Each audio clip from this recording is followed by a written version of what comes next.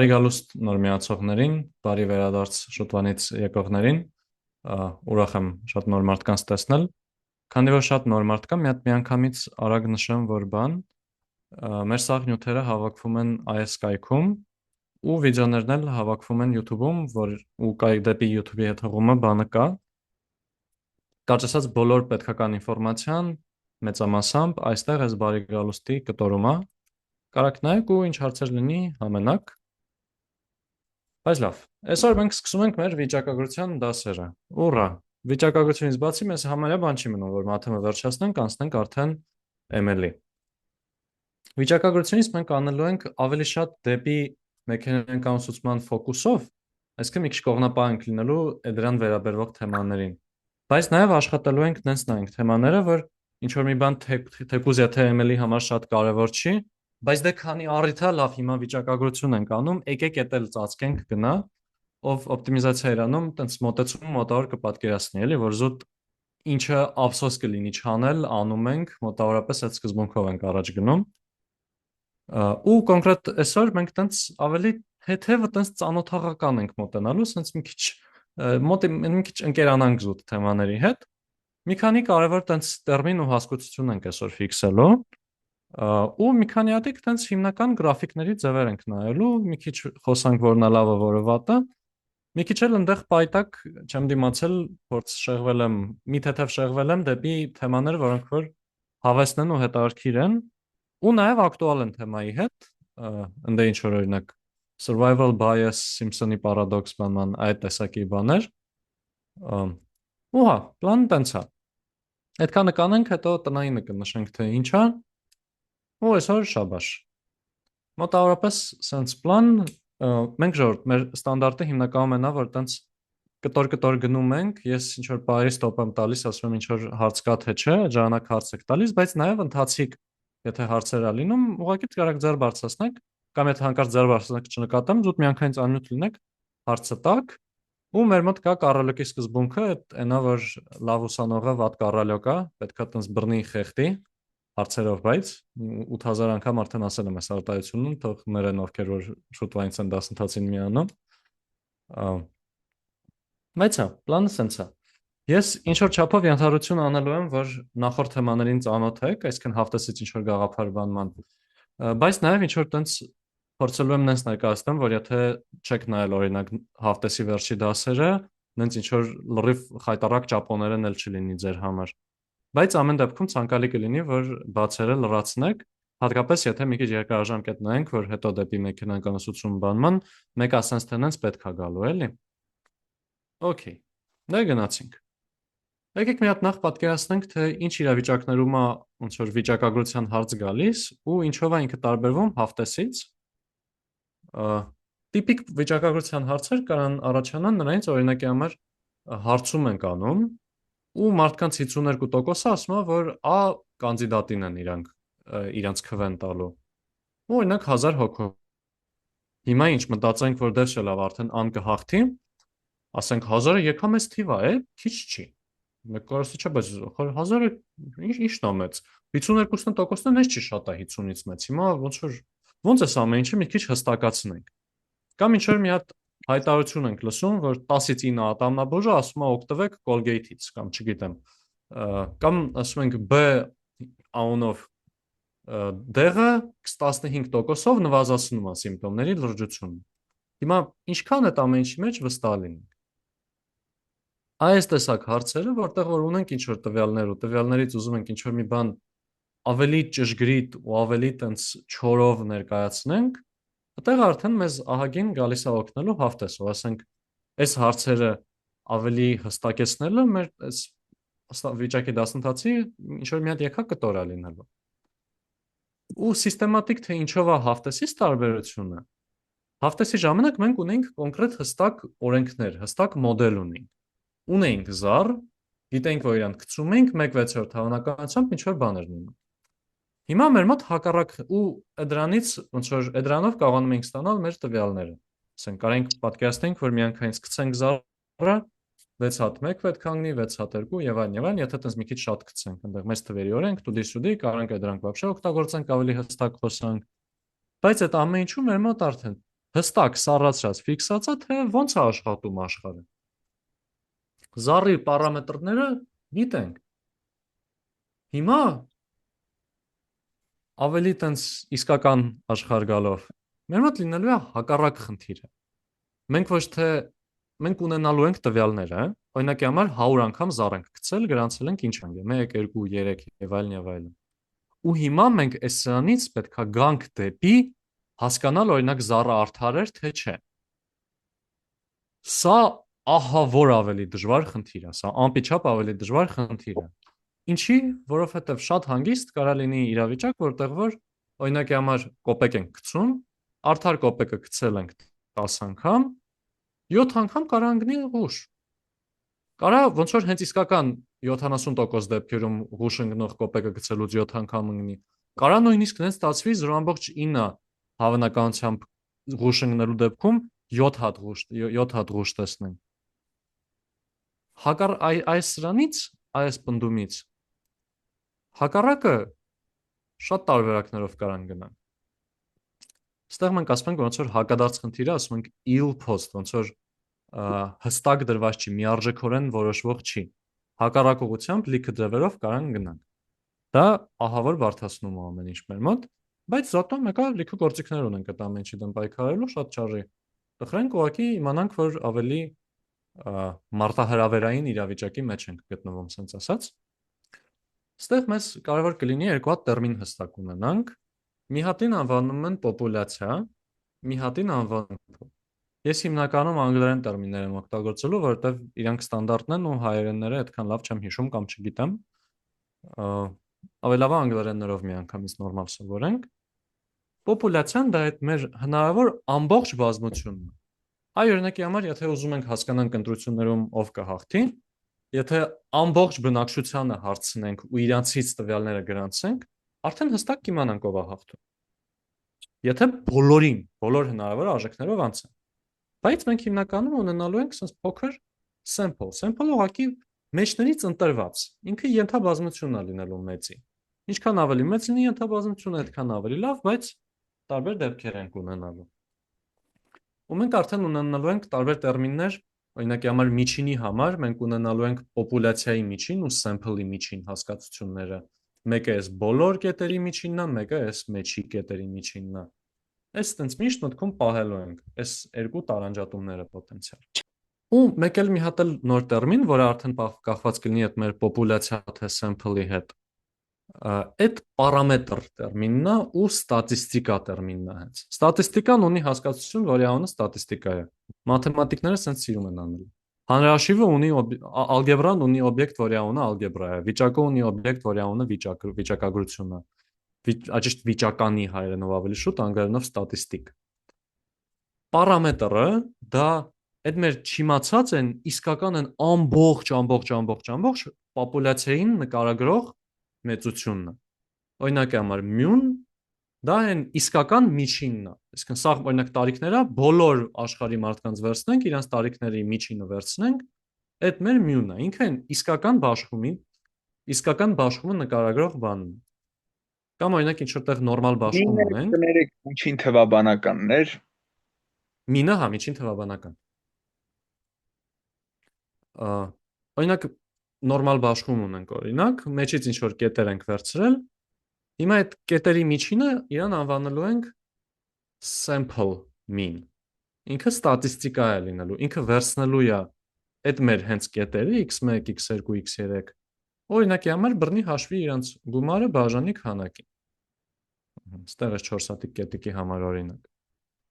Իսկ մյուն լինելու էր այն իսկական բաշխումը, որից որ առաջացել է, այսինքն եկել է այս մյու ինչ որ սիգմա քառակու սիգմա նորմալ բաշխումից, չգիտենք այդ պարամետրը, բայց եթե իմանայինք, ինքը դա կլիներ։ Այսինքն պարամետրը ինքը ֆիքսած թիվ է։ Ինքը իրականն հստակ թե որտեղից է ամեն ինչ գալիս։ Իրան հիմնականում փորձում են գնահատենք։ Մեր մոտ մեկ է վիճակում երկրագործը լինելու է գնահատել պարամետրերը, որտեղ չենք ունենա։ Ունենայինք շատ ավելի ուրախ կլինեինք, էլ ոչ մի հետարքիր հավես բաներ չէր կատարվի։ Այս ստատիստիկան ինքը մեր մոտ արդեն պատահական մեծություն է։ Ինքը գալիս է ընդունում է տվյալներ x1, x2, x3 եւ այլն, ու մեզ վերադարձնում է ինչ որ արժեք։ Ինքը կարող ենք ասենք, որ բանաձև է ուղղակի, որ արտապատկերում է անում տվյալները դեպի ինչ որ հստակ արժեք։ Հիմա տվյալները փոխվեն, արժեքը կփոխվի։ Ու մի հատ էլ ստեղ տերմինալ եթե ավելացնենք, այն ինչը որ ուզում ենք գնահատենք, այն տենց են աստվածային բանը, որ իրան չենք կարող մինչև ձգվենք, բայց ինքը միտեղ կա, այն ամբողջ իրական բաշխումի պարամետրը։ Իրան անվանում ենք estimand։ Ինքը մեր թիրախային թետան այն, իսկական արժեքն է։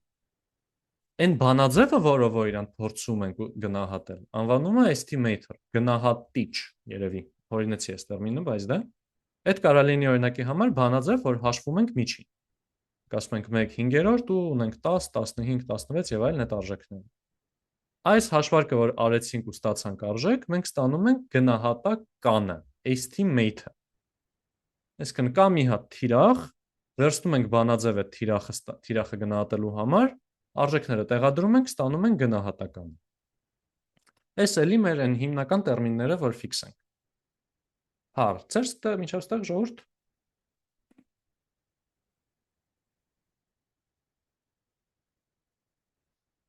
Okay։ Մի հատ եկեք ֆիքսելու համար արագ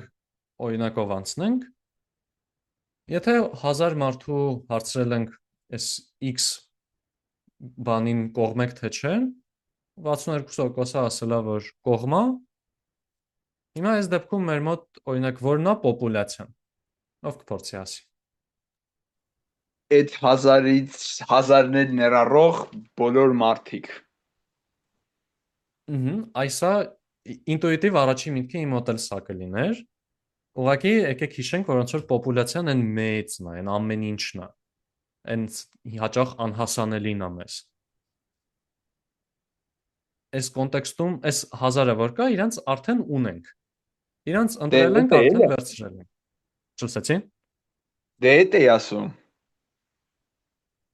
Չէ, մի քիչ այդքան էլ դա չէր։ Կուզեք մի հատ պնդումը կրկնեք, փորձենք այդ պնդման մեջ հստակ կետը ուղղենք։ Կամ ես ասեմ, որ սխալվել եմ, եթե բանը չի, բոլոր էջենսիներն են։ Այստեղ ավելի շուտ ոնց որ մեր մոտ որ բանն է, ասում ենք 1000 մարդու ընտրել ենք։ Ոչ թե մի քանի էջենսիներ կա, մի հատ էջենսի 1000-ին արել։ Ավելի շուտ մարդկանց հետ պետք մարդկանց հետ ուրեմն սաղ մարդիկ են, հա։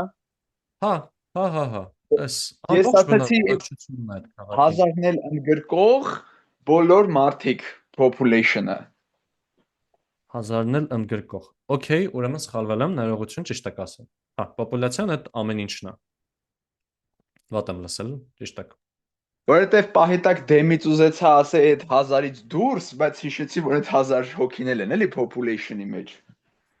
Հա, ես հա, ճիշտ է, մի խոսքով ապրեք։ Շատ բարի։ Դա այսքան ասցինք sample-ն էլ ուրեմն ստացվում է 1000-ը։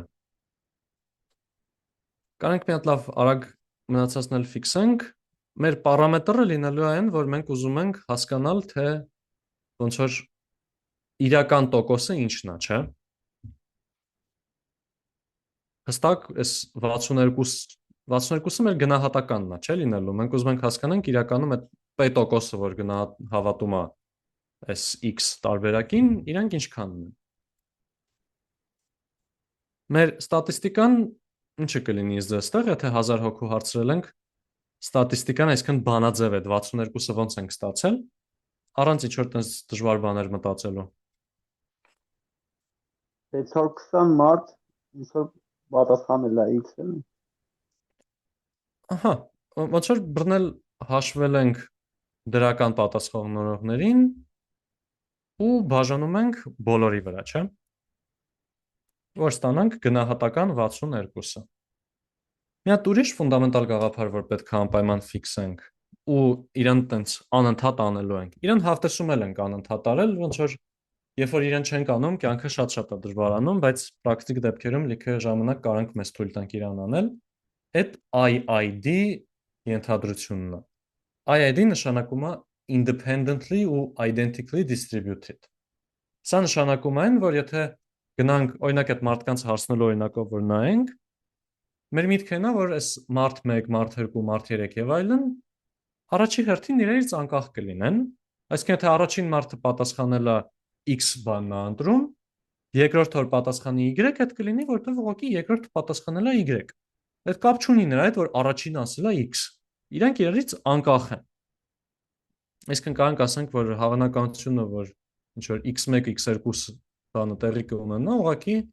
px1 անգամ px2-ն է։ Կարանք իրանց լրիվ տարանջատենք, իրանք ոչ մի բան իրար հետ չեն կիսում այնպես։ Այդ independent-ն է, անկախ է։ Միատեսակ բաշխվածն էլ նա, որ այս երկրորդ մարդուն, ոնց որ առաջին x1-ը որ վերցրեցինք այդ մարդուն հարցեցինք, հետո երկրորդ օբյեկտին որ մոտենանք, ինքն էլ կլինի մարդ, կամ ինքն էլ կլինի այդ ազգի ներկայացուցիչ։ Այսինքն կգա նույն բաշխումից։ Մենք կարճ ասած, մի հատ ինչ որ բաշխումից հերթով կետեր ենք վերցնում ու ամեն մի հաջորդ կետը նախորդներից ընդհանրապես կախված չի։ Այս նենց լավ կարևոր ենթադրություն է, որ պետք է անենք ու ինքը տեղի ունի, եթե ասենք ինչ որ շատ մեծ կամ ինչ որ մեծ պոպուլյացիայից պատահական իրոք պատահական կետեր ենք վերցնում, հիմնականում պահպանվում է այդ հատկությունը մեր մոտ։ Եթե ասենք ինչ որ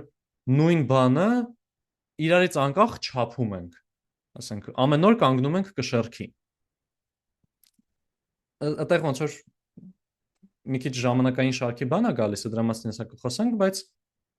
նույն բանի իրարից անկախ չափումները էլի իրարից անկախ են ու միատեսակ բաշխած են, որտեղ նույն բանի չափումներն են։ Ու ոնց որ լավ դիզայն արած էքսպերիմենտները։ Այսինքն եթե բռնում ենք ինչ որ մարդկանց հավաքում ենք մի մասին դեղ ենք տալիս, մյուս մասին դեղ չենք տալիս, եթե օրինակի համար բռնենք այդտեղ ես իմ բոլոր ընկերներին այդտեղ հրավիրեմ, այդ կստացվի, որ լավ էքսպերիմենտ չի, որովհետև իմ ընկերները ամբողջ պոպուլյացիայի ինչ որ հստակ կտոր են կազմում։ Ամբողջ իսկականում ճիշտ կլիներ, ոնց որ ես իմ ընկերներին կանչեմ, բոլոր մնացածը իրենց ընկերներին կանչեն, ինչ որ մարդկանց լրիվ պատահական վերցնենք, որ իմանանք հստակ չկա ընտրանքի խնդիր։ Լիքը պրակտիկ դեպքերում ինքը ինչ որ չափով ճիշտ է, ու մենք ոնց որ ինչ որ չափով այս IID-ն տեղի ունենում է, ու մենք կարելի է սրսաղ դասընթացում ենթադրելու ենք, որ IID դեպքի հետ գործ ունենք։ Ինչ որ տեղեր ինքը իհարկե չի լինելու, ու մենք օքեյ ենք լինելու, որ ինքը դրա հետ չկա։ Օրինակի համար, եթե ուզում ենք բան անենք, գիտենք օրինակի համար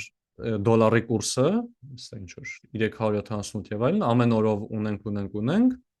ու փորձում ենք ինչ որ մի ձև գուշակենք, թե ասենք արժի մեր $10 վաղը մանրենք, թե արժի այսօր մանրենք, այսինքն կաճի գինը թե չէ։ Հիմա ժողովուրդ, այդտեղ իրանք ըստ ձեզ որ մի բանն է ջարդվում, որ մի հատկությունն է ջարդվում այս օրինակում։ Անկախությունն է, էլի նախորդից կախված է եղնելու այդ տվյալը։ Շատ ճիշտ է։ Այստեղ դեռ մենք հələ մի հատ է հույս կունենանք, որ նախորդից կախված է, որտեղ նախորդից եթե կախված չի, դե արի բռնի գուշակի։ Արդեն դաժան է դառնում։ Շատ ճիշտ է։ Մի հատ ուրիշ խնդիր կարա լինի օրինակի համար, որ դե ոնց որ մեկ էլ մի հատ լիքը խնդիրներ գայս են մեր հենց ընտրության գաղափարից, թե մենք ոնց ենք ընտրել։ Օրինակի համար, եթե անում ենք ինչ որ հետազոտություն, այդտեղ արդեն ավտոմատ գալիս է, որ մենք անում ենք հետազոտություն մենակ այն մարդկանց վրա, ովքեր որ համաձայնվել են մասնակցեն այդ հետազոտությանը։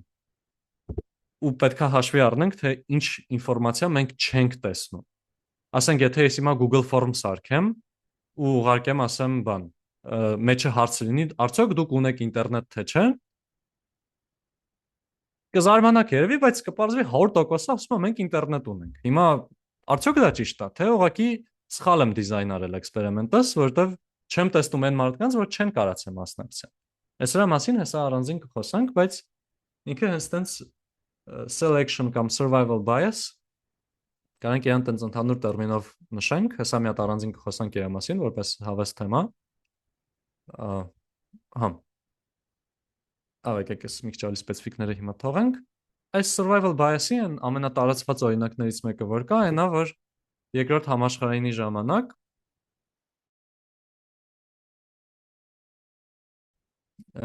ինքնաթիռները որ գալիս էին վրա ու ոնց որ մարդիկ մտածում էին դե լավ, հիմա որ մասերում ավելացնենք երկաթ ավելացնենք բաման, որ ավելի պինդ դառնա, հեշտ պատասխանն է ամենտեղ էլ ավելացրեք դա, բայց այդ ժամանակ է շատ ծանրանում։ Հիմա օրինակ այս գծապատկերին նայելով, որտեղ խորհուրդ կտակ ավելացվի բան, պաշտպանություն։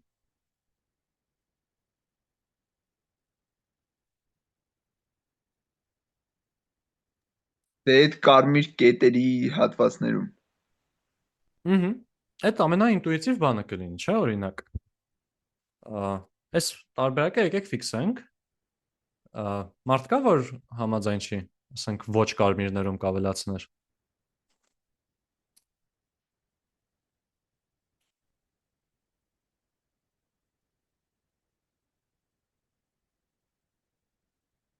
Որպես հուշում, ոնց որ եթե պատասխանը լիներ, որ կարմիր կետերում ենք ավելացնում, ինչ որ հետաքրքիր չէր լինի, չէ՞։ Պետք է հասկանալ, բա ինչի կարմիր կետերում չէ։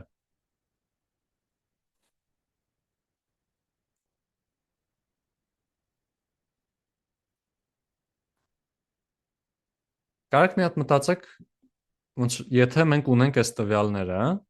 սա նշանակում է, որ այս ուսումնասիրել ենք այն ինքնաթիռները, որոնք որ վերադարձել են։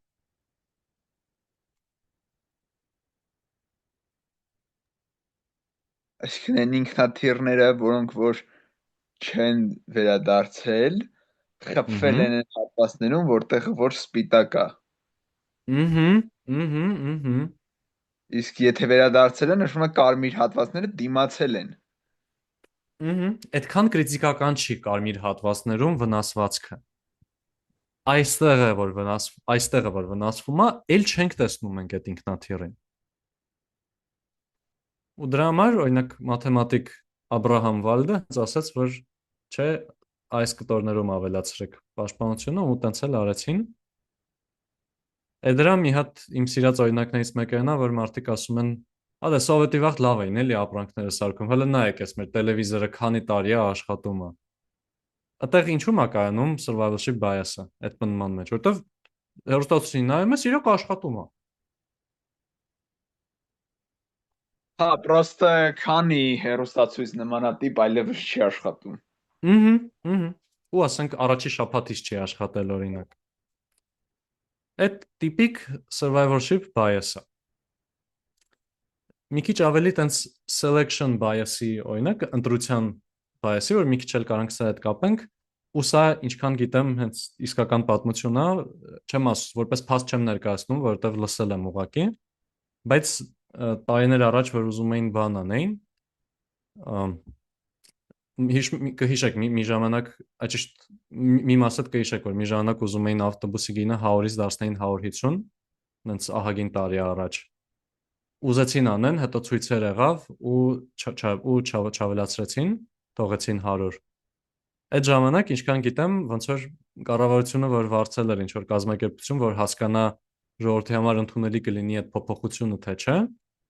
այդ կազմակերպությունը այդ բռնել էր բաներ արա։ Ինչ որ սոցիոլոգիական կազմակերպություն էր, բայց բռնել էր իր աշխատողներին, ասել էր գործի գալուց բան, ոնց որ մարշրուտկա ավտոբուսի ժողովրդին կհարցնեք ասեք, բայց եթե 100 չլիներ, 150 կլիներ, մեկը կնստեիք թե չէ։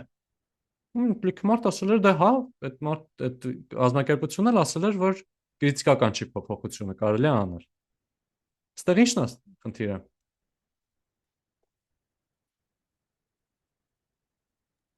Երևի այն, որ եթե այդ մարդը ավտոբուսով գնում է, ուրեմն այդ իր հիմնական ուղին է, ուրեմն դե կնստեր էլի, բայց ինձ չի թվում թե լավ բան է միտքը։ Չէ, որտեվ ոնց որ երբ որ նստում է ինքը 100 դրամ է տալիս, նես չի արդեն 150 դրամ տվողներին ենք հարցնում։ Այսինքն սովորական ավտոբուսից օգտվող մարդու ենք հարց տալիս, ինչը իրականում ճիշտ է, պետք է հենց ավտոբուսից օգտվողներին հարցնենք։ Այդ կտորում խնդիր չկա։ Ժողովրդին ինչ վարկած կա։ Ովքեր նոր են միացել, ձեզ էլ եմ շատ խորհուրդ տալիս, փորձեք մասնակցել, էլի։ Այստեղ ամենակարևոր բառը փորձելն է։ Մի հատ էս բան մտքով ես անցա, որ այդ մարդիկ երբ որ գալիս են աշխատանքի, իրանք կոնկրետ ժամային հատվածում են այդ հարցումը իրականացնում, իսկ այդ վիճակագրությունը կարող փոխի, էլի։ Մի խնդիրը ժամանակն է, ճիշտ է։ Ուրիշ ինչ խնդիր կար, ուրիշ ինչ բաներ սխալ այդտեղ։ Փորձի էլի ինչ որ մարդ։ Այդ մարդկանց ասում են գործի գալուց հարցրեք։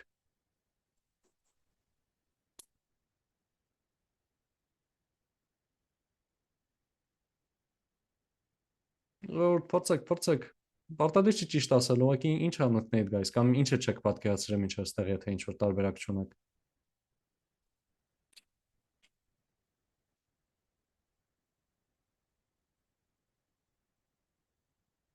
Ես մի հատ դասախոս ունեի, բաներ անում։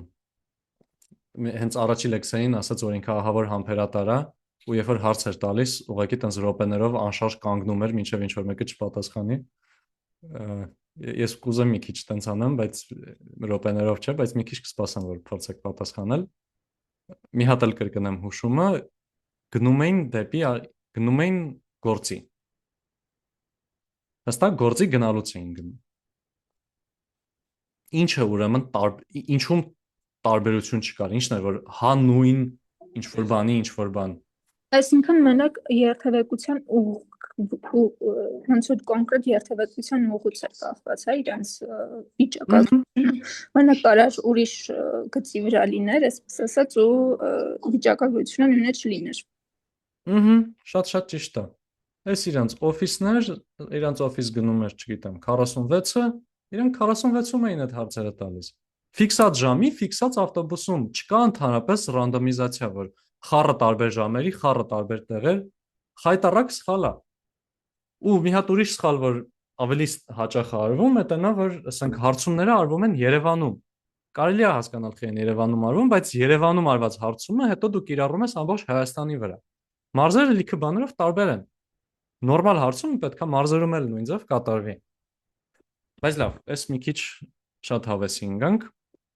կարանք հետ գանք ավելին աներին, բայց մինչև ստեղ ինչ որ ցանկացած հարց ժողովուրդ։ Մեկ էլ մի հատ շփթփ անենք տենց plug-in principle-ը, որ տենց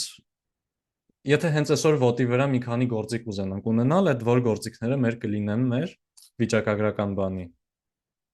Մի հատ տիպիկ բան, որ թե ինչը ինչով ենք փոխարինում արագի մեջ, եթե ունենք ինչ որ բաշխում ու այդ ճիշտ եթե ինչ որ բաշխման հետ ենք ուզում գործանել,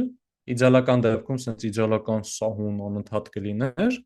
իր վիճակագրական ալտերնատիվան մեր մոտ էմպիրիկ բաշխումն է։ Այսրան հեսա հաջորդ սլայդերի մեջ ավելի լավ կանդրադառնանք, բայց միտքը նա որ ուղղակի ոնց որ տվյալներս որ ունեմ 10, 11, 12, 13 եւ այլն։ Զուտ բռնում հաշվում եմ, թե որտեղ ինչքան տվյալ ունեմ ու դրա եմ իմ բաշխումը կազմում, այսինքն ավելի շատ տվյալ ստեղ լինի, այսինքն մի հատ ուղղանկյունիկ եմ նկարում։ Ու արդեն ըստ ուղղանկյունիկների բարձրության փորձում եմ մոտարկել, թե ինչ էր իմ սկզբնական բաշխումը, կախված տվյալներից։ Իա հենց ասում ենք empiric distribution, empiric հիմնականում նշանակում ոնց որ իսկական կյանքից եկող, աշխարհից եկող, տվյալներից եկող։ Ու նման կերպով օրինակ միջինը եթե դա մեր մատսպասումն է, իր էմպիրիկ տարբերակը ուղղակի կետերի միջին հաշվելն անհոտ։ Վարիացիան եթե մեր մոտ x մինուս x-ն էր, քառակուսի։ Հիմա իր ալտերնատիվ տարբերակը լինելու է 1/3 ու բոլոր տվյալներով անցնել x1, x2, x3 հանել միջինը քառակուսի բարձրացնել։ Հետագայում կտեսնենք, որ այս 1/3-ի փոխարեն 1n-1 ենք գրում։ Սա մի քիչ փոթացնող է, բայց սրա համար մեզ պետք է իմանալ մի քանի հատկություններ, որ ուզում ենք ունենան մեր գնահատիչները, estimator-ները։ Օրինակի համար անշեղության հատկություն։ Բայց այդ մասին հաջորդ դասին ու բաշխման ֆունկցիայի համար էլ, այսինքն թե ուզում ենք նայենք, ասենք t-ից փոքր կետի t-ից փոքր լինելու հավանականությունը, իրան փոխարինում ենք ուղղակի նրանով, որ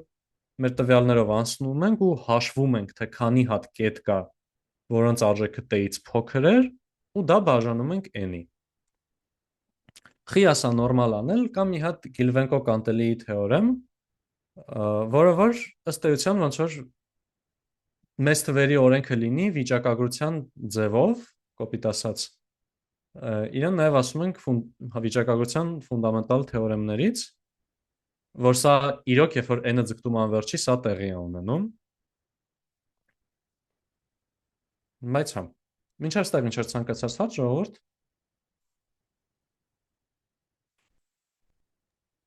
Բաշխման ֆունկցիայի հետ կապված մի հատ էլ կասես, Հայկ ջան։ Այս կտորը։ Չէ, այն որ բաշխման ֆունկցիան փոխարինեցին ինչով, այդ CDF-ը, այդ մասը։ Այս կտորում ոնց որ տվյալներ ունենք, առաջի, երկրորդ, երրորդ, չորրորդ, ասենք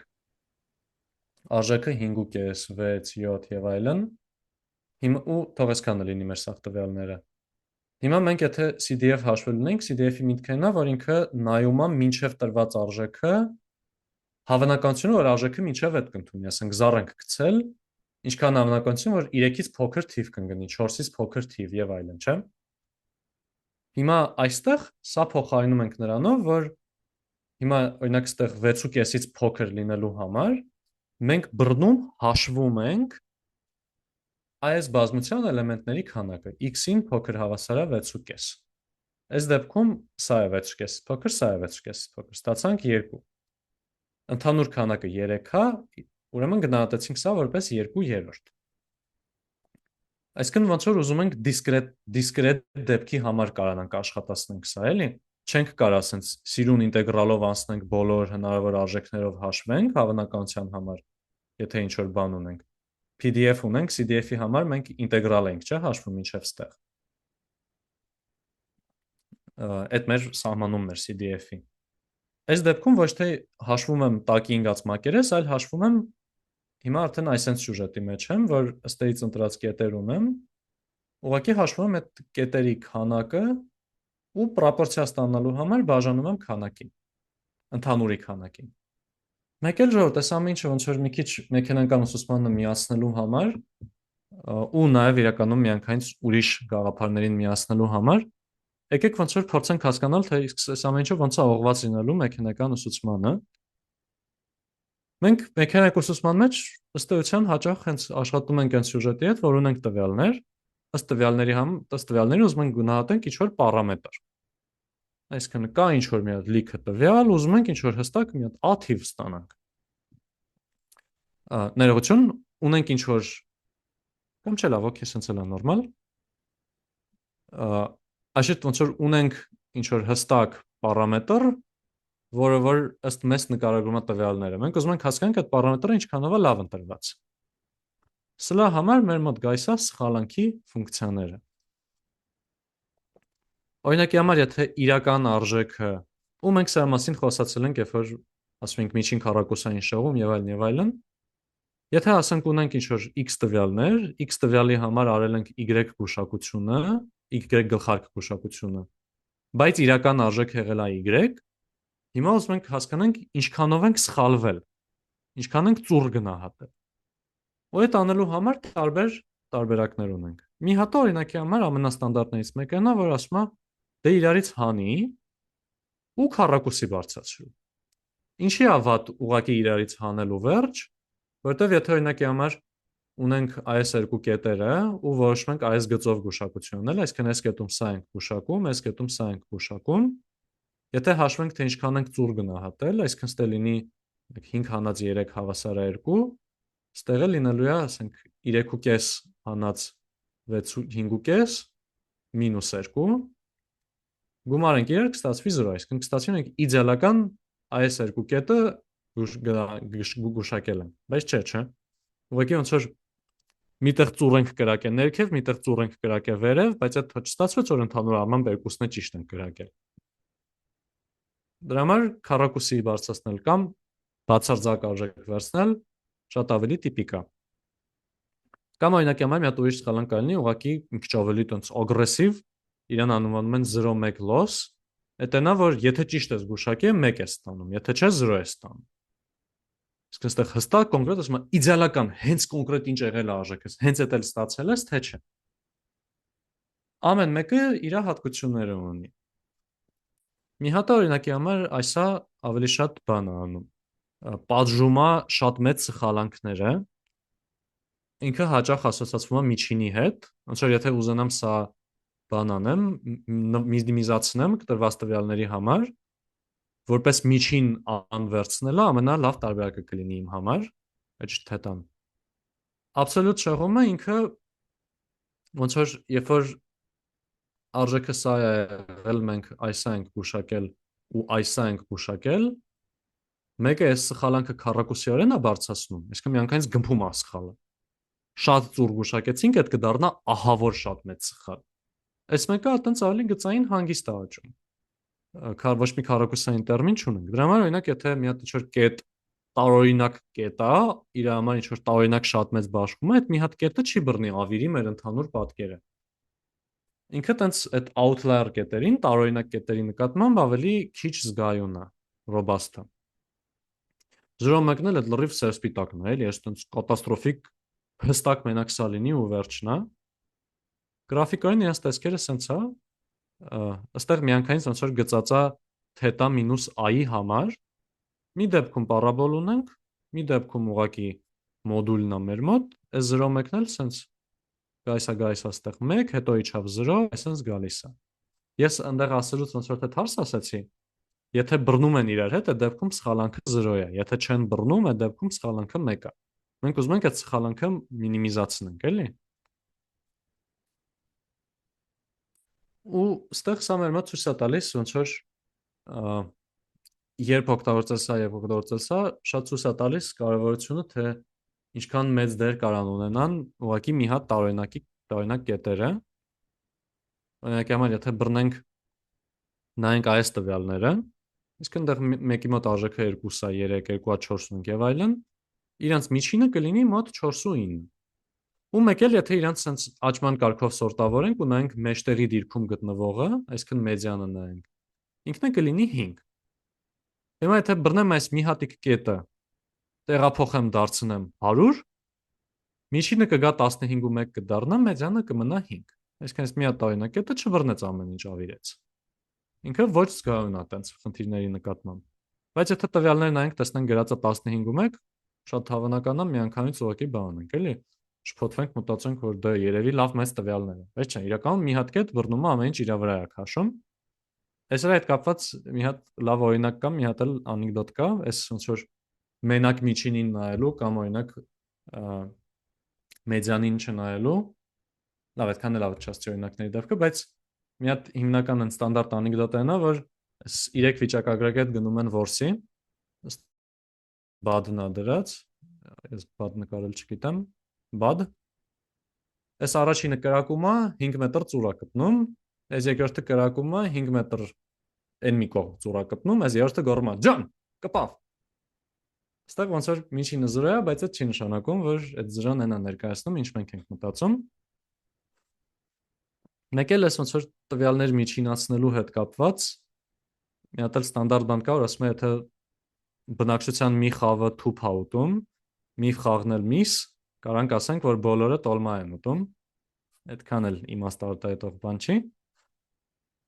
Բայց լավ։ Մինչ այստեղ ինչ-որ ցանկացած հարց։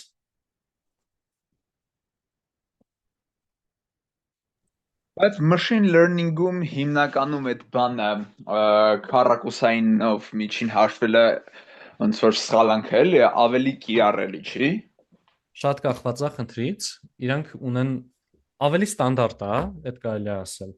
բայց կախված մեր նպատակից, իրանք տարբեր նպատակների են ծառայում, էլի, ընդհանրապես կարող է հենց որպես բուն սխալանքի ֆունկցիա մի քիչ ավելի դժվար լինի հիմնավորել, որ այս բացարձակ արժեքից օգտվելը ավելի վատ է։ Բայց եթե օրինակ այդ բացարձակ արժեքը կիրառում ենք պարամետրերի վրա, արժեքների վրա, այնտեղ այդ ռեգուլարիզացիայի գաղափարն է գալիս, այդ հետո կծածկենք, բայց ասենք այդտեղ կիրառելուց մի հատ հաճելի հատկություն է ստացվում, որ այն պարամետրերը, որոնք մեզ պետք չեն, դառնում են հենց կոնկրետ ուղիղ 0։ Այսինքն կարանք իրենց բռնենք, շպրտենք մի կողմ, ինչը շատ լավ է։ Այսինքն ամեն մեկը իր դերն է տանում, կախված է թե մենք ինչ ենք ուզում ստանանք, էլի։ Բայց միջին քառակուսայինը ավելի ստանդարտ է, եթե կարճ։ Ու այդ նաև շուտով կտեսնենք բանում, օրինակներով էլ շուտով կտեսնենք, երբ որ խոսանք ինչ որ վերցնում ենք այս բաշխումը, այս բաշխման համար օպտիմալ գնահատականը ինչն է, ինչ որ տեղեր կտեսնենք, որ բնական գալիս ենք նրան, որ պետքա օգտագործենք այդ քառակուսային շեղումը, այսինքն ոչ թե ասել ենք դե քառակուսի բարձրացնելը լավ է, այլ ինքը գալիս է որպես ուղղակի դուրս բերում։ Ես այդ ամեն ինչը ավելի մանրամասն ավելի ուշ, օքեյ, կամ էլի ցանկացած ինչ որ հարց։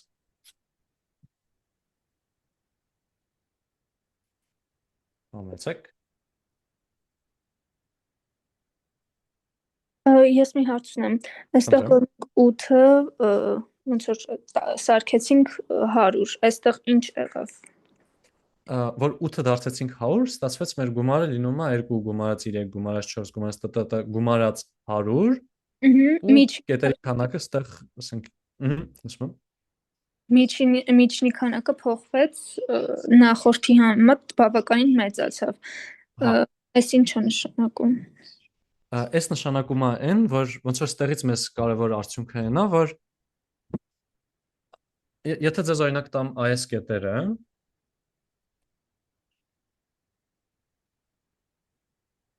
Այս չէ, հակառակ կողմից գանք։ Եթե ձեզ ասեմ, իմ կետերի միջինը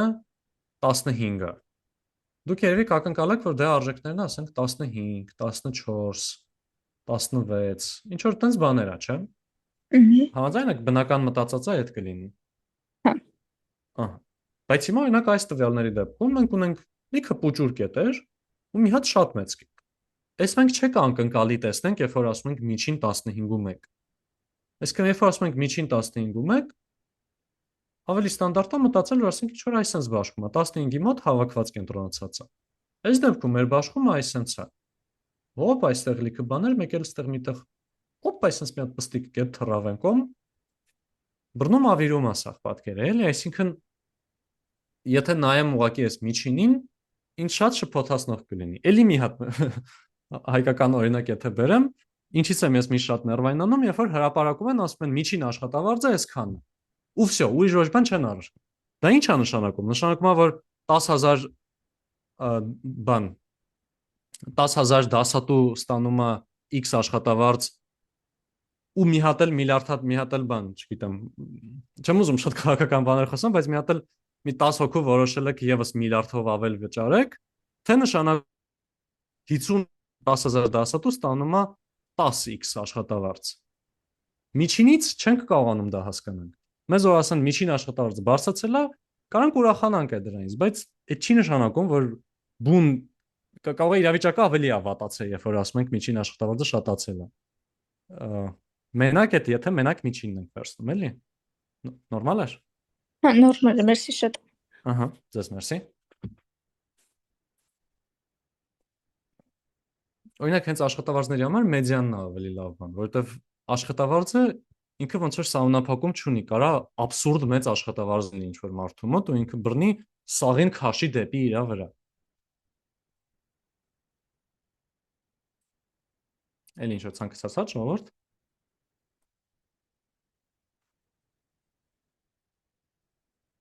Էլավ։ Ու այս loss-ը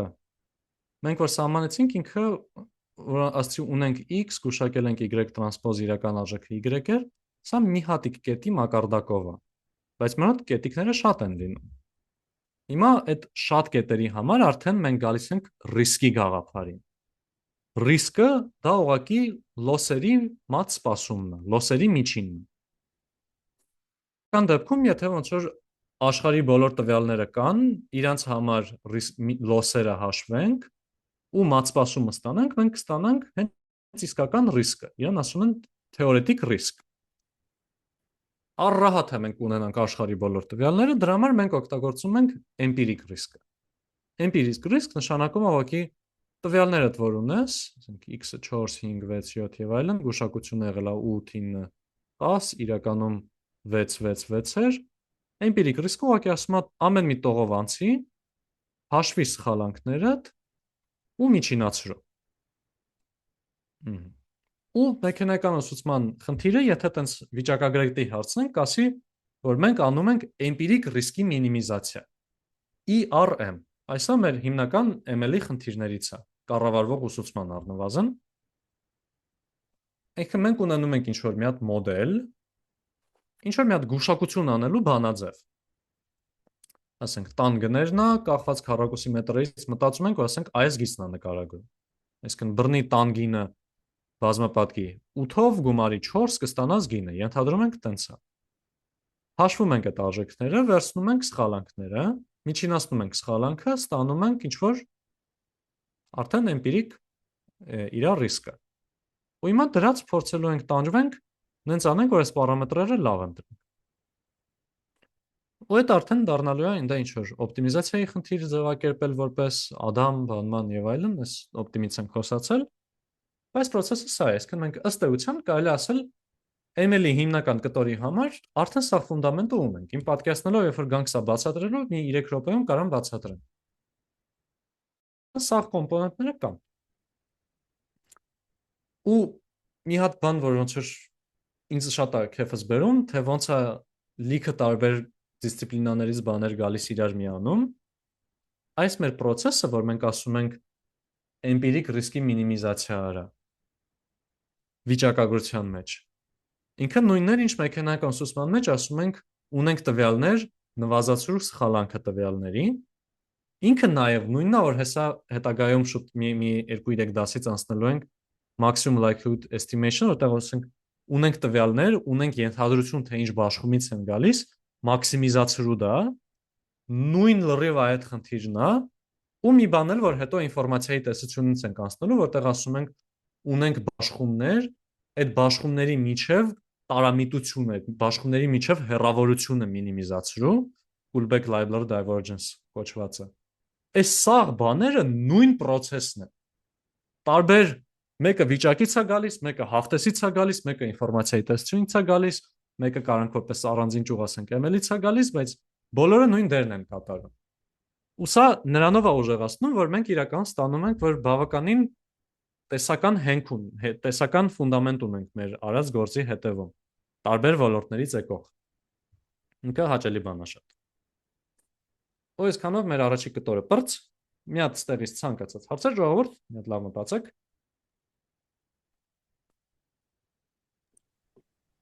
Empirical risk-ը մի հատ էլ կրկնեք հայք ջան։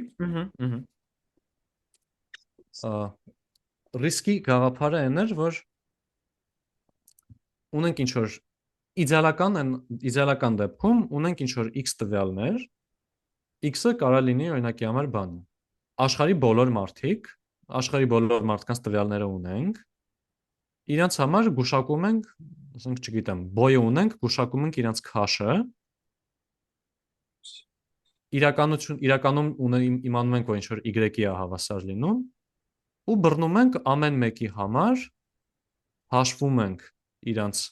սխալանքները, հաշվում ենք լոսերը y2 եւ այլն, մինչեւ y միլիարդ, y անվերջ, կոպիտ ասած։ Ու վերցնում սրա միջին, այսինքն ըստ էության մենք ասում ենք այս սրա մատ սպասումը։ Մատ սպասում կարողանում ենք մեզ թույլ տալ ասել, որտեվ ամբողջ բաշխման հետ ենք գործանում։ Այսինքն մենք ունենք պոպուլյացիան։ Պրակտիկայում, երբ որ չունենք պոպուլյացիան, այլ ունենք օրինակի համար 1000 մարդու համար ինֆորմացիա, այսինքն ունենք sample-ը։ Այդ sample-ի համար մենք արդեն մատ սպասում չունենք։ Մատ սպասումը ինքը ամբողջ բաշխման մակարդակով է։ Բայց մենք կարող ենք ունենանք ուղղակի սորական միջին։ Միջինը կնշանակի, որ այս սրանք որ գումարում եմ իրար, ուղղակի ոնց որ ասեմ 1 n-րդ y1 մինուս y1 գլխարկ քառակուսի գումարած y2 մինուս y2 գլխարկ քառակուսի։ Այսինքն կոնկրետ հստակ իմ ենթաբաժնի համար այդ աշխատանքը անեմ։ Ինչ տվյալ ունեմ, իրենց համար հաշվում։ Էմպիրիկ նշանակում ոնց որ տվյալներից եկող sense ասած, էլի։ Տեսական չի, ուղղակի այնա ինչ տեսել ենք։ Նորմալ է։ Ահա, մերսի հայք ջան։ Ձեզ մերսի հարցի համար։ Էլի ժողովուրդ, էլի ցանկացած հարցս ամեն ինչից։ Եթե իմի բերենք, ոնց որ կոնտրաստ արեցինք վիճակ ու հաղթեսը, խոսացինք պոպուլյացիա ու sample-ի մասին, խոսացինք IID-ի մասին, խոսացինք թե ոնց կարանք ուղղակի մեր իմացած բաները ինչով փոխարինենք ոտի վրա, խոսացինք թե ինչ է սխալանքը, խոսացինք թե ինչ է ռիսկը։ Մի հատ էս ամեն ինչից ցանկացած հարց, եթե չկա կգնանք դասամիջոցից հետո մի երկու բանը կնայենք։ Այ հայկությանը կնա։ Հայկյանը սխալի գնահատականը որ ասեցիք, ոնց ենք հասկանում օրինակ այդ սխալի գնահատականը լավն է թե չէ, ու ոնց ենք հասկանում էլ օրինակ Կարանք իջացնենք, թե չենք կարող իջացնենք այս սխալի գնահատականը, այդ մասը խոսք չի գնաց, այն։ Այդ շատ լավ հարց է, ոնց որ իր հեշտ պատասխանը այն է, որ դե ինչքան փոքր այդքան լավ, ուզում ենք մինիմիզացնենք։ Բայց ինքը իր մեջ լիքը նրբություններ ա ունենում, որոնց որ արդեն կարանք իրոք անդրադառնանք, երբ որ գանք մեքենական ուսուցմանը, էլի։ Ստեղ ոնց որ ուզում ենք շատը կամուրջ կառուցենք դեպի այնտեղ, բայց երբ որ գնանք այնտեղ, այդ կամուրջը որ անցնենք, հետո լիքը քայլելու տեղ ենք ունենալու, էլի դեռ։ Հա, եղավ, հենց։ Շատ լավ։ Ու նաև իրականում թե դեպի ինչքան ոնց որ ինչքան կարա նվազի, այդ էլ ինֆորմացիայի տեսությունից եկող գաղափար է լինելու, որը որ վիճակագրությունից հետո ենք անցնելու, կա ոնց որ էնտրոպիայի գաղափար տվյալների համար։ Ինքը ասում է ոնց որ որն է այն սխալանք, որն է տվյալների մեջ են անվստահությունն, uncertainty-ն, որը որ երբեք չեմ կարող նվազեցնել։ Այսինքն օրինակի համար, եթե ունեմ բան, ուզում եմ սարքեմ մի հատ ինչ-որ սիստեմ, որը որ ձայնը կվերածի տեքստի, իդեալական դեպքում կուզենք ասել, որ դե ոնց որ ցանկացած բառել կարա վերածի տեքստի, բայց եթե օրինակ ունենամ շատ վատ դինամիկ, խայտառակ վատ, որ ձենը ուղակի մեջը կորում է, այդ դեպքում ոնց որ աշխարհի սաղ ուժերն էլ հավաքեմ, իդեալական արդյունք չեմ կարող ստանալ, որովհետև հենց տվյալները իրենք իրանցով պղտոր են։ Ինչ որ մի կտոր ունեն, որը չի նկարագրվում ոչ մի բանով, ու դա էնտրոպիայի կտորն է, ու ոնց որ իդեալական դեպքում մենք ուզում ենք գանք հասնենք ոչ թե դեպի 0, այլ գանք հասնենք դեպի էնտրոպիա։ Իրան անվանում են bias-ի ռիսկ նաև։ Հեշտ խնդիրների դեպքում ինքը ավտոմատ 0 է, դժվար խնդիրների դեպքում ոչ այդքան։ Հա։ Կարամ երկու հատ ոտի վրա եթե մի հատ արագ օրինակ բերեմ, կան օրինակի համար տենց մեծ լեզվական մոդելների համար կա scaling օրենքներ կոչված բաները։ Օրինակի համար GPT-ենք, երբ որ պետքա գային ու մոդել սարքենք, որը 175 միլիարդ պարամետր կունենար, իրանք այդ իրենց scaling law-երով գուշակություն էին արել, թե մոտավորապես ինչքան կլինի այդ մոդելի ճշտությունը, դա ճշտություն չէ, բայց սխալանքը լավ ու համարյա իդեալական գուշակել էին։ Որտեղ ուղղակի օգտվել էին մի հատ հստակ բանաձևից, որը որ դուրս էին բերեմ, իրական ցույց բերեմ։ Շիլա scaling law-եր։ Շիլա laws։ Ու ասենք տեքստի խնդիրների համար, այսինքն հաջորդ բառի գուշակության համար, մի քիչ կոպիտ ասած, ստացել էին, ասենք, այսենց բանա ձև, իվարկեն։ Ստացել էին մոտավորապես այսպես բանձավով նկարագրվող բան, որտեղ կա, ասենք, 1.82 գումարած ինչ-որ թիվ բաժանած մի հատ բան, որ կախված է պարամետրերի քանակից մոդելի, գումարած մի հատ ուրիշ բան բաժանած մի հատ բան, որ կախված է տվյալների քանակից։ Ու այս բանձավում այս 1.82-ը իրանից ներկայացնում այն, որ ինչքան ուզում ենք մեծացնենք մեր տվյալները, ինչքան ուզում ենք մեծացնենք մեր մոդելի չափը, 175 միլիարդը դարձնենք 175 տրիլիոն, մեկա բուն տեքստ ինտերնետի մեջի տվյալները իրաց մեջ ունեն աղմուկ։ Աղմուկը չես կարող բացատրել։ Աղմուկը հենց այդ չնկարագրվող, չհասկացվող բանն է։ Բայց լավ, ես ուղղակի աստծի ձեռի հետ պատմեմ, շատ բան չէր, այսքան խորանալու կարիք շատ չկար։ Ցանկացած հարց, ցանկացած ինչ որ նշում այստեղից։ Մեկ էլ ասեմ, որ այսպես անունը հավես բան են դրա, ասում են շինշիլա աճման օրենքներ,